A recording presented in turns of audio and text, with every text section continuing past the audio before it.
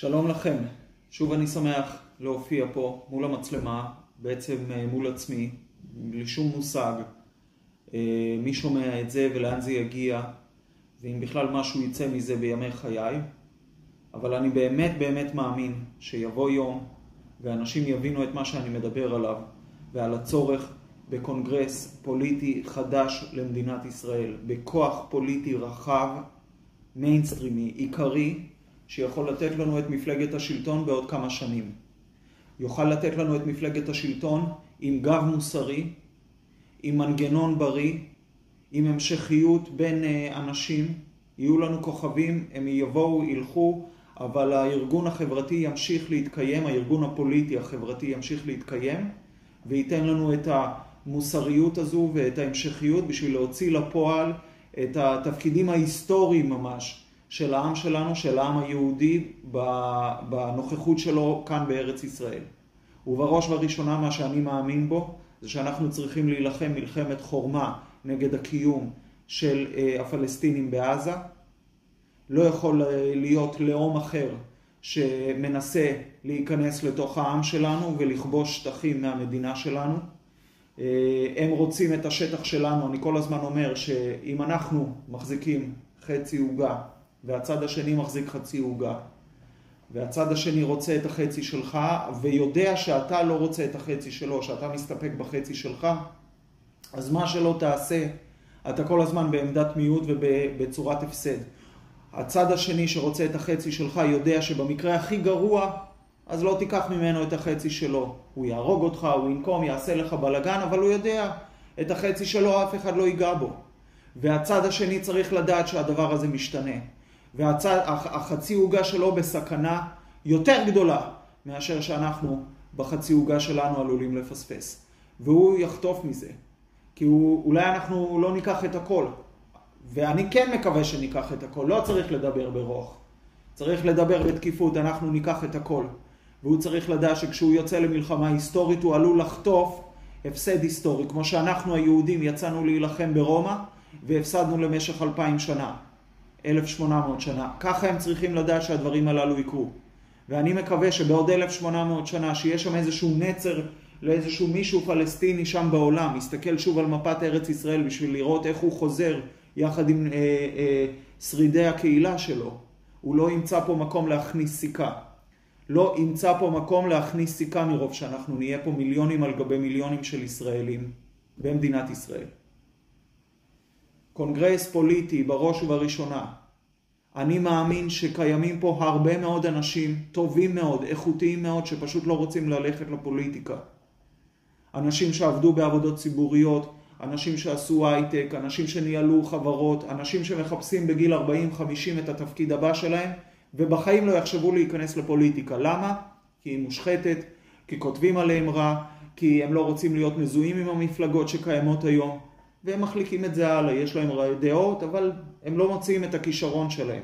וקונגרס פוליטי ייתן לאנשים הללו את האישור המוסרי, את ההרגשה שהם עושים נכון, שהם חלק ממשהו גדול יותר, ממשהו אמיתי וטוב, כנה יותר, חלק מההיסטוריה. זה יוכל לתת את האקסטרה דחיפה הזו, לא עכשיו משהו אישי, כמו שעכשיו הפוליטיקאים מרגישים לנו כל כך אישי, רק רוצים לדחוף את עצמם, רק רוצים עוד איזושהי כותרת, עוד איזשהו ספין, עוד איזושהי... מירי רגב תוקפת את הרמטכ"ל, זה מה שמעניין אותה, שזה יהיה הכותרת. מדליפים החוצה. אני מאמין שקיימים בינינו כל כך אנשים הרבה, גם היוצאי צבא, אנשים טובים, אנשים איכותיים מאוד, שפשוט מתרחקים מהביצה הזו, ואנחנו צריכים להראות להם שיש להם צורך, שאנחנו מעריכים אותם, שיש מקום לאנשים טובים, דרך ארגון בריא יותר. יש אנשי ציבור איכותיים שנמנעים מלהיכנס לפוליטיקה, והקונגרס יראה להם את הדרך. שמעתי הבוקר את פייגלין מדבר בערוץ 14, שזה ערוץ קיקיוני לחלוטין, באמת, אין שם ראיון, לא... שי גולדן תוקף, מכין ככה, מחמם את פייגלין, ואז פייגלין עולה להתקפה, ואז שי גולדן מוסיף. מעניין, אבל בכל מקרה הוא מדבר עוד פעם על גירוש, והדיון זה מאוד על גירוש, איך אנחנו מגרשים את הפלסטינים. ואני אומר, חבר'ה, זה מורכב הלוואי וזה אפשרי, ואני רוצה לדבר על זה. אני לא אומר זה הלוואי וזה אפשרי ותעזבו את זה. אבל הצד היותר חשוב של המטבע הזה הוא התפיסת שטח. אני פחות מסתכל על איך אני פותר להם את הבעיות, אלא יותר מסתכל על האינטרס שלי. האינטרס שלי זה שלנו יהיה יותר ויותר שטח על חשבונם. אני רוצה שיחיו שם בצפיפות. אני רוצה שהאנשים שם לא יוכלו לנשום. שהאבא למשפחה יוכל להגיד לעצמו, אין לי פה מקום. אני צריך לעלות על מטוס, על ספינה, ואני צריך לצאת מפה. כי מבחינה אישית, הווייתית, אני לא יכול להתקיים פה. ברגע שאנחנו ננסה לגרש אותם, אני חושב שזה יהפוך להיות עניין לאומי, ויהיה לזה התנגדות לאומית, לא עכשיו התנגדות כלכלית. ולכן זה מסובך מדי, ועדיף שאנחנו נסתכל על השטח. המטרה שלנו יהיה לתפוס מהם כמה שיותר שטח. לתפוס ולא לשחרר. להחריב את הבתים שנתפסנו, לשטח את השטח הזה, ולהתחיל ליישב בו קודם כל גידולים חקלאיים, ואחר כך אנחנו נפשיר את הקרקעות האלה לבנייה. אלה לא יהיו קרקעות שאנחנו נתפוס בשביל להשאיר אותם לדיון. כמו שאני אולי מסתכל על דרום לבנון, על צפון מדינת ישראל בעתיד. אלא זה יש שטחים שזהו, הם נגמרו. ברגע שהם נתפסו, אין דרך חזור, כמו שתפסנו כל דבר. בזה אני מסכים עם פייגלין. זה שהיום מאשקלון לא יורים עלינו טילים, זה רק בזכות מלחמת העצמאות והגירוש שעשינו שם. ואותו דבר צריך לעשות בהתקדמות ליניארית. אנחנו מתחילים להסדרות נאמר, ומתקדמים ככה, כבר זה מה שקורה היום, רק צריך באמת לנקות את השטח ולייצר שם חיץ ולא לתת להם לעבור. הגבול לא יעבור עוד הפעם איפה שהיינו, וגם לא 2-3 קילומטר פנימה. הגבול הזה ימשיך להיגרס ולהתקדם לתוך השטח העזתי. שטח יותר חשוב מגירוש. שוב תחשבו על זה בבקשה, עם כל סבב, הרי כל שנה נכנסנו לסבב, עם כל סבב היינו כובשים עוד שכונה, היינו כובשים עוד כמה קילומטרים.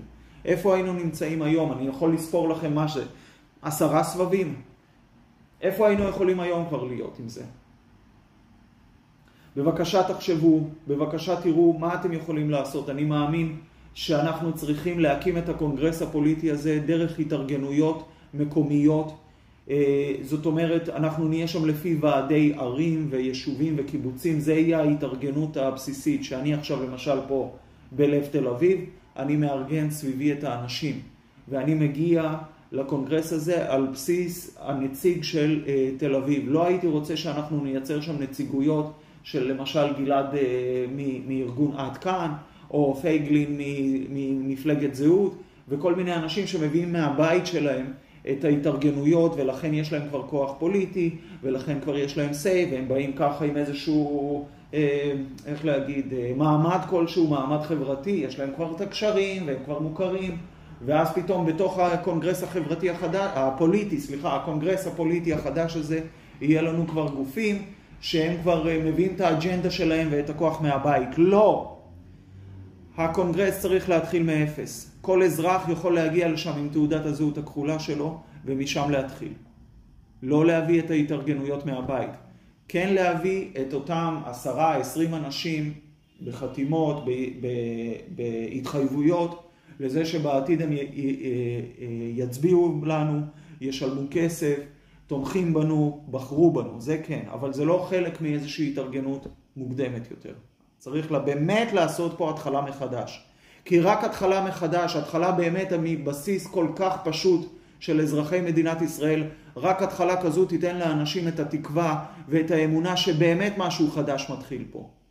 ואנשים יוכלו להאמין בזה, ולא להרגיש שעוד הפעם מוכרים להם איזשהו בלוף חדש, של עוד איזה שהם כוכבים מהעבר שמנסים להמציא את עצמם מחדש. ואז אני מאמין שנראה את הכוחות הטובים מגיעים לשטח ונותנים עבודה.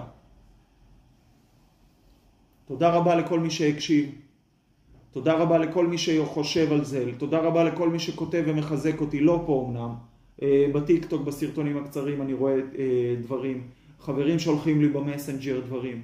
אני עוד לא מרגיש שזה מגוחך, כאילו אתה רוצה לצאת החוצה לשטח, לתקוף, לעשות, כאילו, לאסוף אנשים, לפעול, ואתה מבין שאתה רחוק עוד מזה.